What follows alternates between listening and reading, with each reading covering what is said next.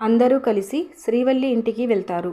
ఇక బయట సాగర్ నర్మదను కలిసి బైకుపై కూర్చోబెట్టుకొని తీసుకెళ్తూ ఉంటాడు.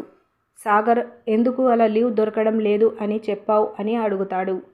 అన్ని లీవ్స్ వాడాను కాబట్టి అలా చెప్పాను. అయినా నాకు వాళ్ళ తీరు నచ్చదు అని శ్రీవల్లి కుటుంబం గురించి నర్మదకు ఉన్న డౌట్స్ అన్నీ చెప్తూ ఉంటుంది. అంతలో అదే రోడ్డు పక్కన శ్రీవల్లి నాన్న ఇడ్లీ దోశ అమ్ముతూ కనిపిస్తాడు. ఒక్కసారిగా నర్మద షాక్ అవుతూ సాగర్ని బండి ఆపమంటుంది. ఇక సాగర్ ఏమైంది అంటూ బండి ఆపి అడుగుతాడు. శ్రీవల్లి నాన్న ఇడ్లీ దోశ అమ్ముతున్నాడు అని నర్మద చెప్తుంది. ఆయన ఒక పెద్ద ఫైనాన్సియర్, ఇడ్లీ దోశ ఎందుకు అమ్ముతాడు? ఎవరిని చూసి ఎవరనుకుంటున్నావో అని సాగర్ అంటూ ఉండగా, నీ బొంద, శ్రీవల్లి నాన్ననే పద చూపిస్తాను అని నర్మద సాగర్ని ఇడ్లీ అమ్ముతున్న శ్రీవల్లి నాన్న దగ్గరికి తీసుకెళ్తుంది.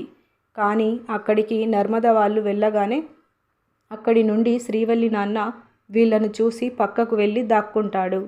ఇక సాగర్ చూసావా, అక్కడ ఎవరూ లేరు, నువ్వే పొరపాటు పడ్డావు అని అంటాడు. కాదు, నేను చూసింది శ్రీవల్లి నాన్ననే అని గట్టిగా నర్మద చెప్తూ ఉంటుంది. వాళ్ళ మాటలు చాటుగా శ్రీవల్లి నాన్న వింటాడు. పదండి వాళ్ళ ఇంటికి వెళ్ళి చూద్దాం, ఇప్పుడే తెలిసిపోతుంది అని నర్మద సాగర్ని తీసుకెళ్తుంది.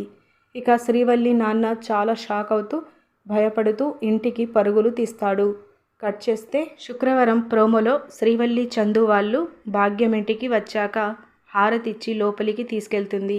అందరూ కూర్చొని ఉండగా శ్రీవల్లి నగలు ఉన్న బ్యాగ్ని తీసుకొని లోపలికి వెళ్తుంది. ఇక శ్రీవల్లి భాగ్యం పక్కకు వెళ్ళి నగల గురించి, తన పెళ్ళి ఎలా మోసం చేసిందో అంతా చెప్పుకుంటూ జాగ్రత్తగా ఉండాలి అని శ్రీవల్లితో అంతా చెప్తూ ఉంటే, సరే అమ్మా అని శ్రీవల్లి అంటుంది.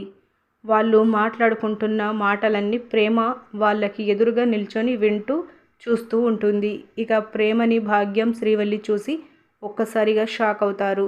ఇలా మనకి చూపిస్తారు. ఇలాంటి అప్డేట్స్ కోసం మన ఛానల్ని సబ్స్క్రైబ్ చేసుకోండి. Thank you.